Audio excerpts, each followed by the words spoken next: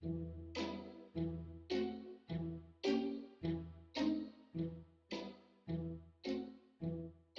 we Are go. you nervous? I'm a little bit. Yeah, why? I don't know. You only have This like is what I do. 384 followers.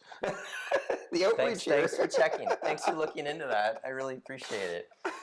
Hey everybody, it's Colin Trevor with Sutton Group Preferred Realty, and we have Matt Shaw here with Mortgage Alliance, and he's here to talk about everything mortgage related. And I know a lot of people have a lot of questions, and we're gonna touch on them. We're gonna touch on them. Yes. Now I'm a little hurt. Why is that? This is 6 months in the making. I've been asking you on an non-stop that I want you to sit down and answer some questions for the people on the other side of the camera. And you just haven't done it. It's taken 6 months to get here. You know why? You always talk about this and ask me at the wrong times. We're either, in the middle of a golf match or we're having a drink. In the middle of a golf match? Yeah, okay. Granted, I'll give you that. Now, I want everyone to understand this. Before we dive in, this is going to be a very light. This is not going to be stiff in any way. The only thing that's going to be stiff, and yes, I did think of this last night, is the whiskey. So Matt and I are enjoying Redbreast. This is a single pot still, and it is 12 years. And Matt, this is probably one of the nicest drinks your lips are ever gonna touch. Maybe we'll get some sponsorship out of the next. Well, they actually are. Yeah. They are. Now I'm gonna reap the financial benefits of it. Fair enough. This is my video. I'm just happy to partake. Yeah, that's great. That's great. Well, thank you very much for braving the weather. It is miserable out there. It's icy, it's dangerous, but here we are, and why don't we just dive into a few questions? Yeah, I'm all game. So I know Matt Shaw as this super cool dude flipping burgers and working the till at Dairy Queen when you were younger. So when we were in high school, I went to high school with Matt, and Matt worked and managed the Dairy Queen. That's right.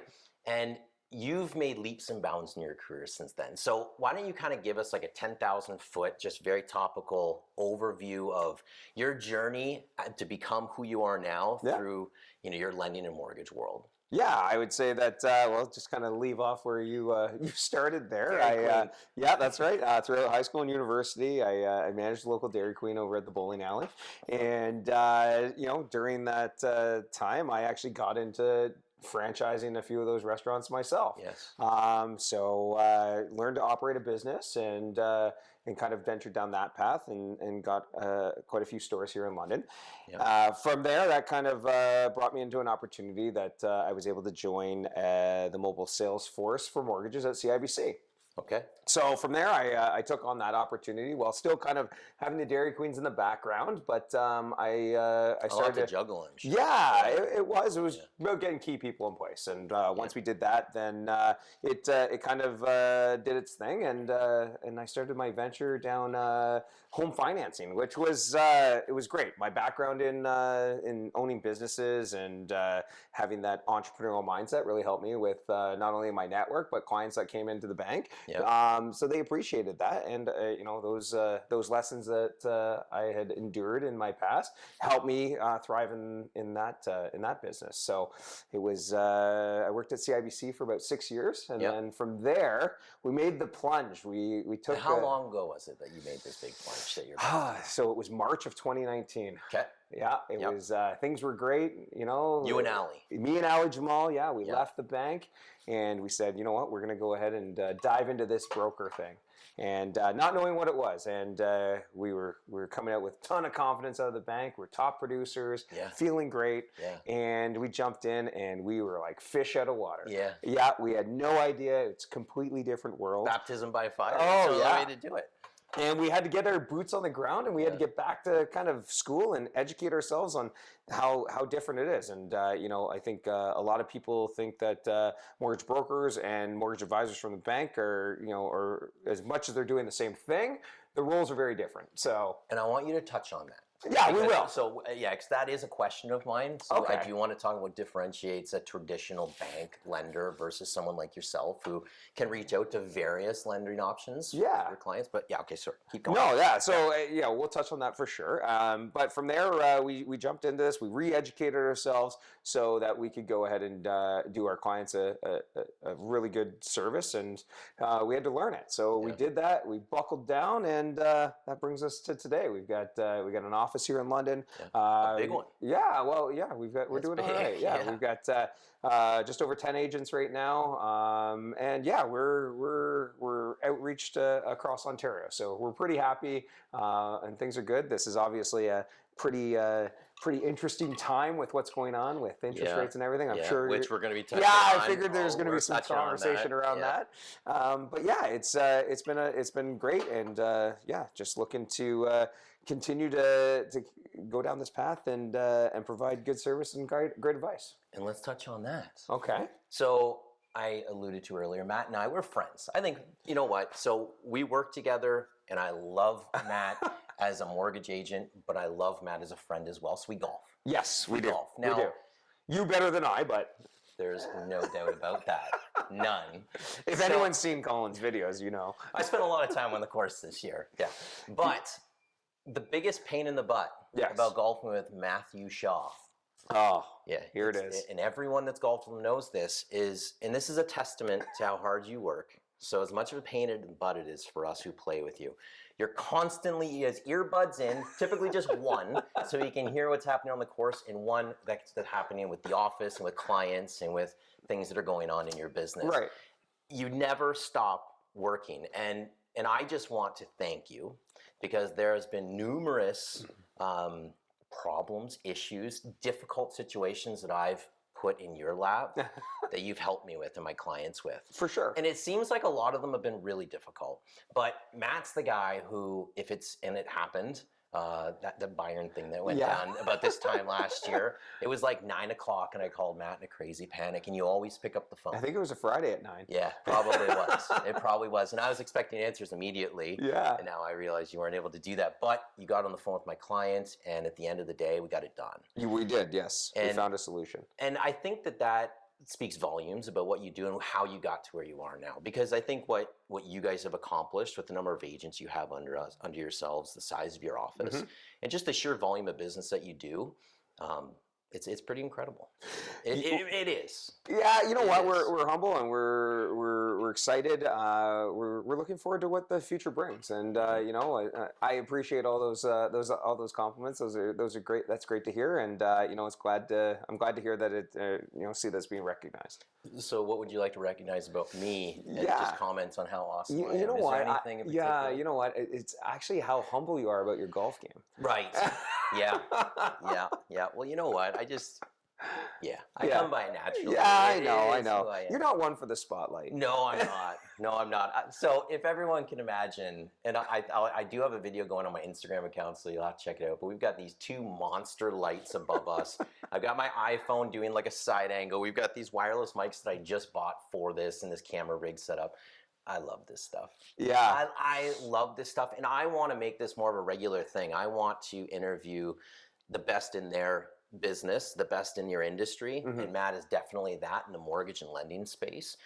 So if anyone else out there feels like they're number one in their space, call me, and you can sit in the hot seat like Matt is right now. Amazing. Yeah. These lights are bright and they're warm. and a little steamy. So They're- it might actually be a good name for it, the hot seat. Yeah, and to keep on the theme of golf, I would just like to just a quick plug here. Thanks to West Haven for the Corksicle glasses, which are hollow on the inside, so you don't feel the chill of the ice cube when you're Yeah. putting it in your And hand. deceivingly light. Very light. Yeah. Well, because it's there's like a vacuum space in the Yeah. middle there, right? Very cool. Yeah, very cool. So, thanks for answering question number one. Question number two, and this is something that is all over the news. Mhm. Everyone's talking about, and you know, let's not get super deep into it, but because you know a lot of people get really angry about it because of things that are happening. But interest rates have been and have just most recently been on the rise.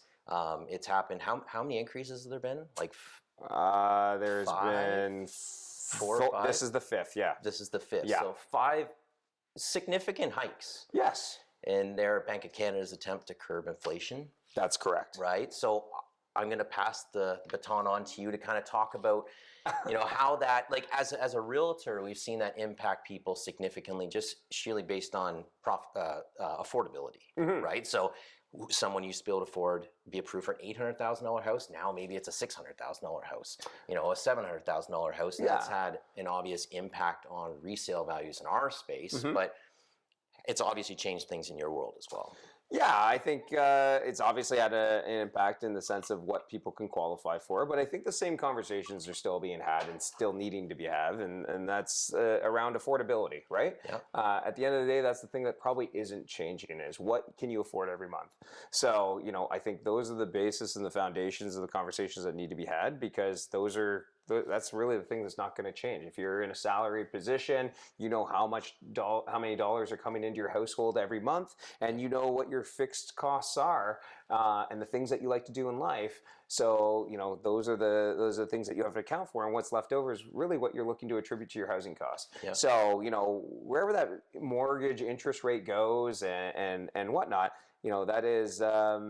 That's one side of it, but more importantly, it's coming down to what makes sense for your life as far as a payment. Yeah. So we got to kind of work within that sandbox and those the confinement of that. And yeah, you might have a higher interest rate and your payment might go up, but I think the entry level to get into a house now, the prices come down from where we were in the peak. It's all relative. Absolutely, right? Yeah. It's all relative, and So I think like when you go ahead and look at that, you might have put less money down because as a percentage of the purchase price exactly is lower. Yeah. And if you actually look at what you could have gotten into a house for in the peak of the time and compared to now, and you factor in the interest rate, I know for a fact, just with doing this exercise with a lot of my clients, your monthly mortgage payment actually isn't that much different. Right. Yeah. Right. Yeah. And that's about cash flow, right? Like at the end of the day, yes, you're paying more interest to the bank or to the lender, and that's just because the interest rate's higher. We've been kind of spoiled with these low interest rates, and historically speaking, they're still low. 100%. Right. So, and comparing these, I think I've read compared to 2019, like they're almost similar to what they were in 2019 now. Is that it was, I believe it was actually, if you think 2018. Well, they're a little bit higher than that, like the prime rate. But if you think about after the collapse in the U.S. and the housing market in 2008, if you remember, prime actually had gone up quite a bit. I think it was in the sixes at that point in time. After that, and then 2 years after that, it came back down to an all-time low there in like 2000.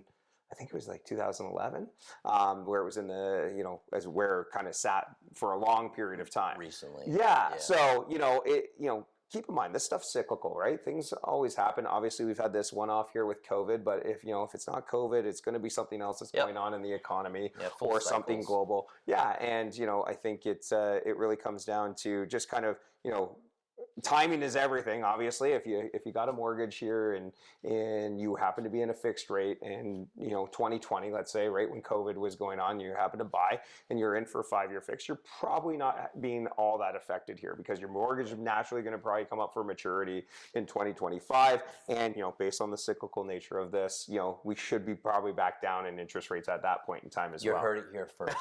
You heard it here first. So let me touch on that. What if we have someone that's currently in a variable rate and they're in panic mode because they're seeing their rates obviously increasing, would you recommend, and I know there's no crystal ball. Yes. Would you recommend to someone who's panicked about that to lock in or just ride the wave and carry on with a variable rate? And I guess there's a lot of variables involved 100%. There, like how long. I think fixed versus variable comes up all the time, and the strategy I think is more based on the person themselves, right? What's your risk tolerance? What are you comfortable with? Right. If you're one of these people that is loves to know the numbers, uncertainty keeps you up at night, then you probably shouldn't be in something that's fluctuating or that is dependent on variables that you have no control over, such as a variable rate mortgage, because that is the nature of the product. It's going to fluctuate your payment based on the ebbs and flows of the market. So, if you're one of those people that, you can't sleep at night because you're not sure if the Bank of Canada is going to increase that rate the next time in the next 6 weeks, then a fixed product might be more suitable for you. And I think the biggest misconception is that either, people go into variable because, it's got flexibility, and like, it's, if you ever had to break the mortgage, you're a lot of the education out there is that, your penalty is a lot lower than it would be in a fixed. And it's always looked at this like 5-year term or 5-year window, where in actuality, in fixed products, there's other terms outside of a 5-year. Right. You can get into a shorter term mortgage. Maybe it's something that you might be coming up for renewal right now, and it's like, oh my goodness, I'm going to have to lock in for 5 more years, and I'm going to miss the downslope of when the interest rates drop. Everyone's trying to catch you. Exactly. Well, you don't necessarily have to be in for a 5-year. We could go ahead and put you in a 2-year or a 3-year, and then you're coming out of the and make a decision after 2 years on what you want to do. Yeah, exactly. You'll be coming out of your mortgage and coming into maturity at that time of that term, and hopefully the rates have kind of settled down and maybe come back down a little bit, and then you can catch the next wave. Right. So it's all about strategy and having these conversations. What's the plan? And that's something that I love that you do, and something that my clients have told me about is that you'll hold their hand through that process, give them those options, right, and you'll guide them down the right path. I think that, and why don't we just jump into the next question is, let's talk quickly about the difference between going to a traditional, like walking up to your bank and saying, I need a mortgage, or going to someone like you, who's a mortgage broker, who has various options, the advantages to them. And I wanted to talk on, because I know that you're not going to say these things about yourself, but I think that your ability to say to John Doe that, okay, today's not the time for you to buy a house because of this reason, and this reason, financially speaking, or credit-wise, or what have you. You're someone that can help guide them down the path to get them to the point where maybe in 12 months' time or 24 months' time, they're now ready to buy a house. And that's because of the guidance that you give them. Sure. And that's invaluable. And that's not something... Many banks, if you walk into a bank and say, I want to get a mortgage, they're going to say you're approved, you're denied. Right. And that's the end of the story. And that's what I would start with. Like, I've had the privilege of working at both a bank and also in this space as a mortgage broker. And, with that being said, at the bank, I saw a lot of clients and a lot of transactions, but didn't necessarily mean that turned into a mortgage or a closing or whatever. It may have turned into, as you already mentioned, a decline, and that was it. The biggest difference is, when you're working for a bank or an institution, a sole lender, you have one brand and one product suite that you can really go ahead and showcase to a client and give them their options based on this, very short or small toolbox. On the other side of being a mortgage broker, I have various lenders and various types of financing, between, A lending with bank institutions and A lending. And even private options. Yeah, and then to get them to alternative a lending and private. So the beauty part of being in this position now is that through the education, again, it's not the whole idea of like, hey, I can get you a mortgage and put you into it. It's that, we can show you all your options and see if they fit your situation and your scenario. But if they don't, we can kind of put you on this roadmap to show you to get to the next step, to potentially get into home ownership at that point in time. It might not be the end result where we want to be, but it might get you in. Right? And then to be able to go ahead and progress naturally and get you into the best product and solution that fits your needs. Fits that individual. Exactly. Yeah, you're the best. Yeah, well. You know what? You're the best. You really, pumping really my tires here. Well, you know what? I have to, because the camera's rolling. I wouldn't bring you here to tell you off. So, all right. Now, this is something in full transparency. I really, really pushed to have this happen now. Even though we've been trying to set this up for a long time, it's because I saw you do a video with another realtor last week. And I just happened to open up Facebook, or it was Instagram, I think, and there it was. And this question was asked, and I was like, this is brilliant. Okay.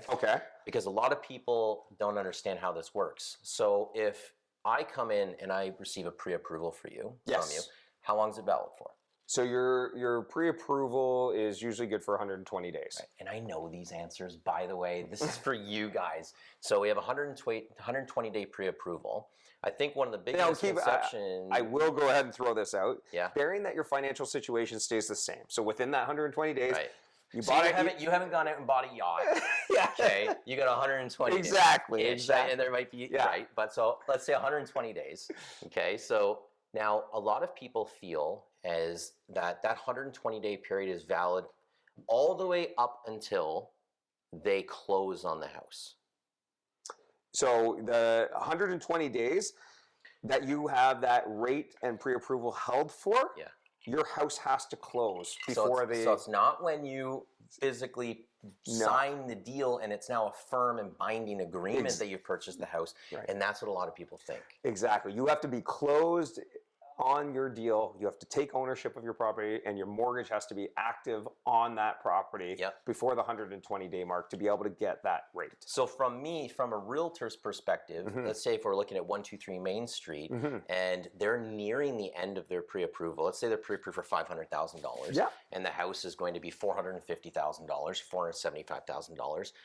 I want, knowing that they're nearing the end of their pre-approval period, to go back and get another pre-approval, because maybe we have a 60 or 90-day close and it's not going to fall within the window of the original approval. And as we are living in an environment where rates are increasing, or like you said, maybe they went out and bought a car, or they did something that has tweaked the numbers, they may not be able to afford that house. Exactly. Going and thinking they can and then finding out that they can't. Anytime there's a change in their financial position or any financial obligations, or if employment was to change, let's say your hours got reduced, they put you down to part-time instead of full-time now, you want to go ahead and have your pre-approval update for sure, 100%, without a doubt. Now, with the whole 120-day thing, I think it really depends on where you are in the stages. So, like if you're in day 91 here, and you found a house, and you're in the parts of negotiation, I wouldn't recommend that you have to go get a new rate hold or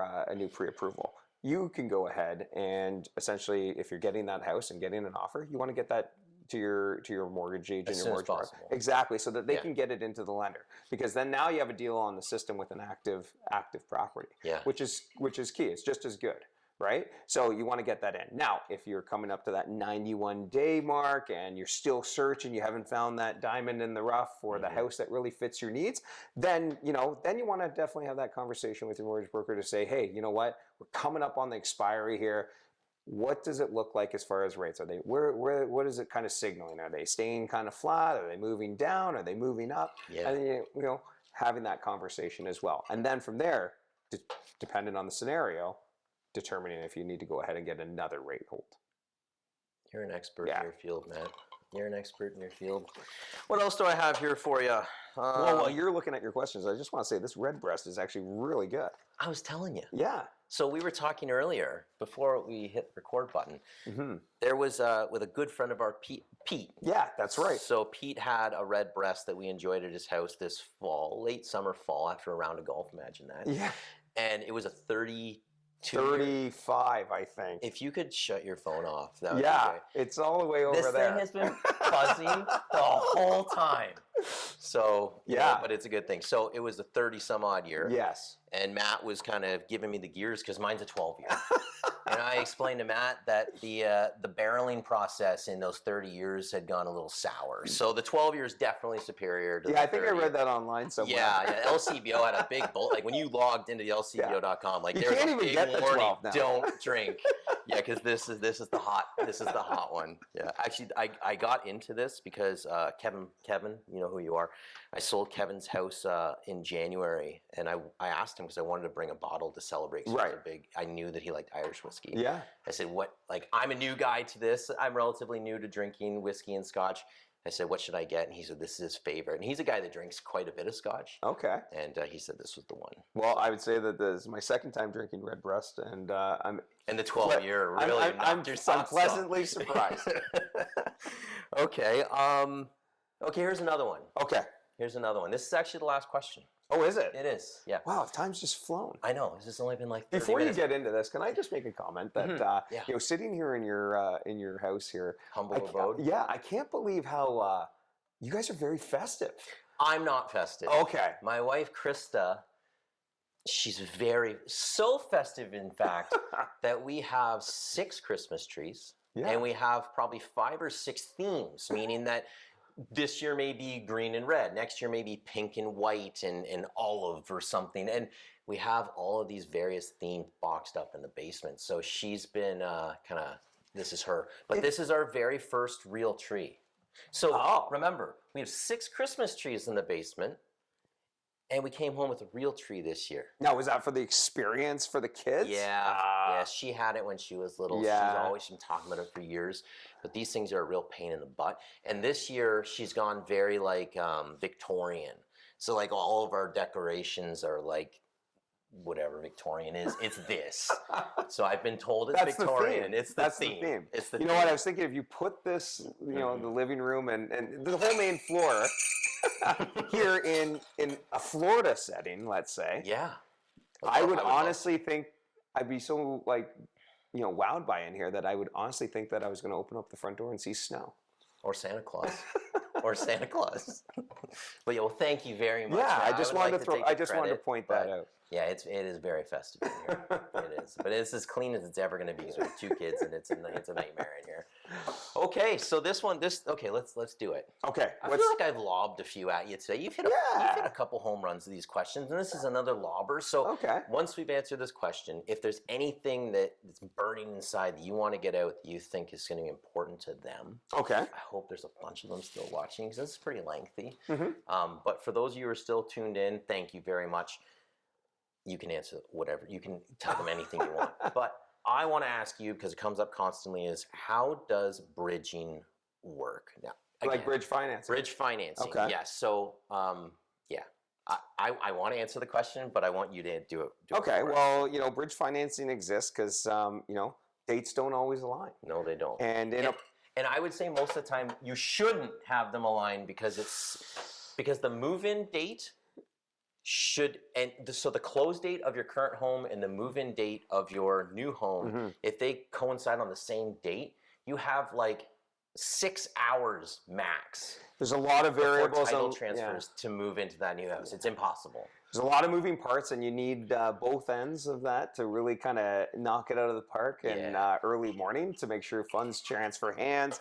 Lawyers hate same-day closings, so because if there's a problem on one end, it screws up the other, and then there's it's the domino effect. Exactly. Yeah, there you go. You and me, buddy. I almost said ripple though. But I went down. Yeah. Maybe I started saying a D, and you maybe. Ripple domino. Yeah. So, anyways. All right, guys. I realize that you're enjoying this video. We're going to cut it just quick here because I need you to know that the rest of the footage is all Matt because my big camera, it overheated. I'm filming in 4K. So carry on. What the people wanted. This is who they want anyways. So Matt's in the remainder of the video. Enjoy. So anyways, yeah, it's one of those things that, when dates don't align, you've got a sale of your home, of your current home, that's firmed up and it's just waiting to close. But essentially you need the equity out of it from the sale proceeds to go towards your purchase. Yeah. Well, the bank or the lender will go ahead and provide you with a loan of that equity, and it's called bridge financing. It's not free. They charge you interest on it. Some lenders even charge you a bridge fee, but essentially it allows you to capitalize on that equity to move forward with your purchase. So essentially you are moving into your new house while still owning your existing house. And, whether your bridge is for 3 days, 10 days, whatever it may need to be. It allows you to get moved in, settled in, your other house emptied and cleaned so that the new owner can take possession of that one. And when that closes, your bridge loan and gets paid out with the proceeds. And then if there's any residual funds left over, that would go to you. Can come to me as a realtor. As that. Thanks so much. Here's a little extra.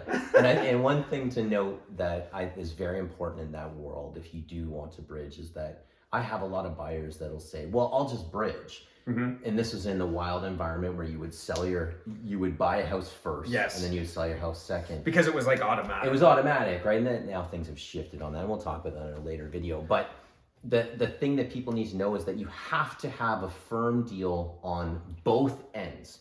So a firm deal on your purchase and a firm deal on your sale. If you don't have those two things, there's no bridging. There is no bridge. There isn't. Not unless you're going with an alternative lender, like a private lender that will go ahead and provide you with. I didn't know that. Yeah, you can. This is why this guy's got all the tools in his toolbox. But then you run into the whole thing of like, if my house doesn't sell, now I'm carrying two houses, two mortgage payments. Yeah. So, again, you have to have those conversations and really understand the landscape and what that really entails, because it is a bit of a risk, right? Yeah. So, we are in a different environment now where you're starting to see home inspections back, financing conditions, obviously, even sale of home conditions. Wild. Yeah, for years we haven't seen any of these things. None. No. You wouldn't even hold a candle up to any of the other 15 offers if you put any conditions You in. didn't even submit it. No. Exactly. No. If we had a client that loved a home and that home inevitably would have 10 to 20 offers, and they said, well, we absolutely have to have a financing condition. Well, then save yourself the heartache and don't even bother. But that's completely changed now. Yeah. So financing conditions, home inspection, insurance conditions, sale of home conditions, they're all back on the table. Yeah. And we're finding that sellers are becoming more open to those things because they're seeing the shift in the market. And to be honest, I think, you yourself, you've run into a few of these, and I know some other realtors can probably speak to this as well. During this, the last couple of years, during this kind of wild west where you're shooting from the hip and you've got these offers that are, no conditions. Firm. Firm, ready to go. Firm. But then you're getting these nightmare calls, a month or 2 weeks before closing to be like, hey, we got a problem. Yeah, my buyer can't come through for this and can't buy your client's house. The good news in that environment was that, okay, so buyer A, who won the bidding process, can't do it. Yeah. Well, you just call up the next 15 and say, if you'll match the offer that we previously had, then you can have it. But that's you'd hope that they didn't find a house. Right. And then you just go down the list. Exactly. Now, the good news is you'd have a plethora of options available to you. Exactly. But it was still stressful and So I think from, anyone that had to experience that, clients or realtors, I think in this marketplace right now, having a financing condition isn't a bad thing, because usually when someone waves on when they waive on their financing condition, that should give the seller a lot of confidence. Both sides should.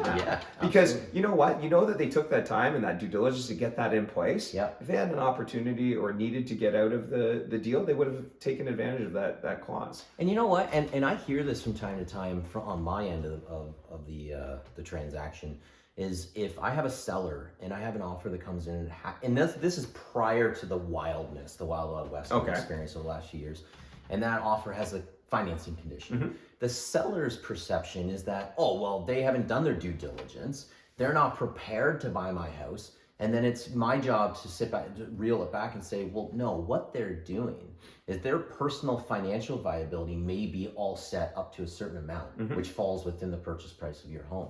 But there's also a component to this, which is the home indeed worth? Does the lender indeed believe that the home is indeed worth what they purchased it for? Exactly. And that's where we see appraisals come in sometimes. For sure. And they're becoming more and more relevant. And they've been very prevalent over the last few months, year. Yeah, pre-approvals are based on numbers, right? We're basing it on a mortgage amount. We're basing it on estimated property tax, condo fees, if there is any. So there's a lot of variables that go into it. When you have an actual specific property, now the details are static, right? We have the actual property. We know the property tax.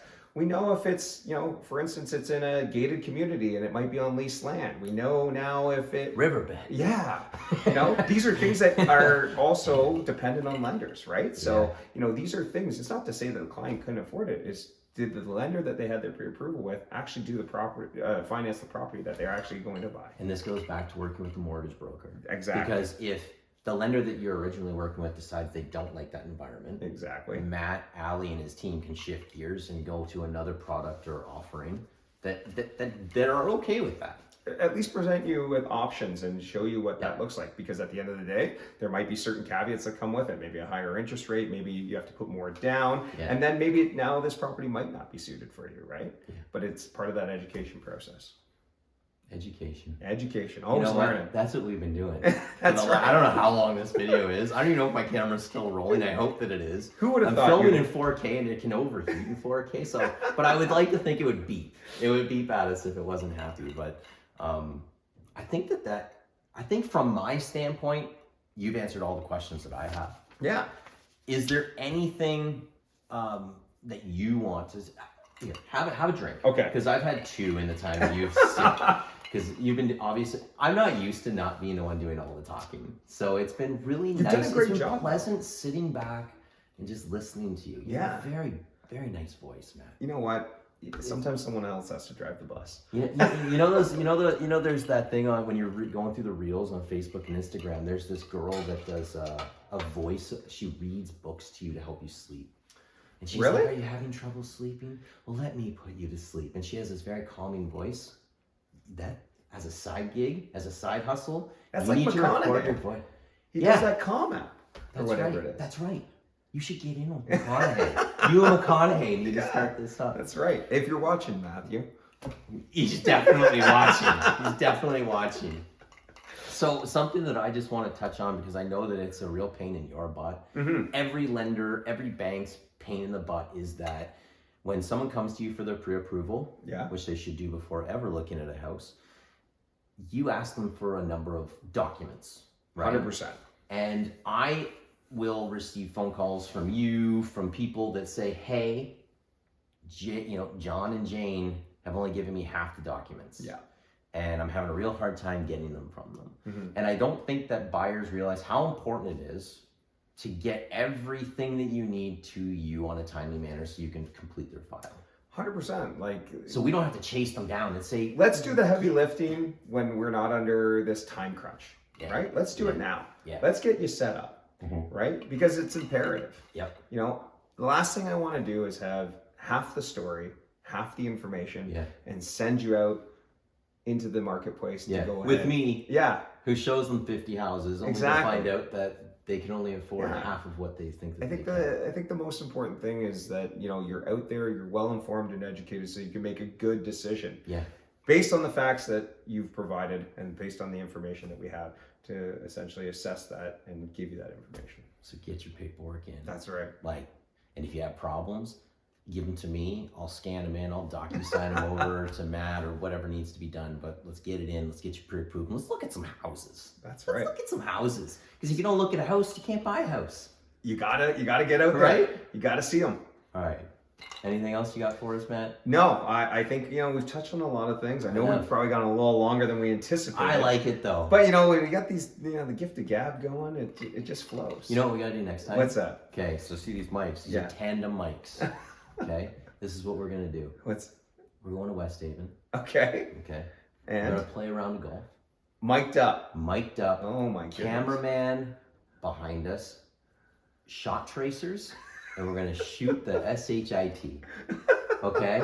No, we're gonna do it, and we can talk shop. We can do Okay. this. We can talk on stuff.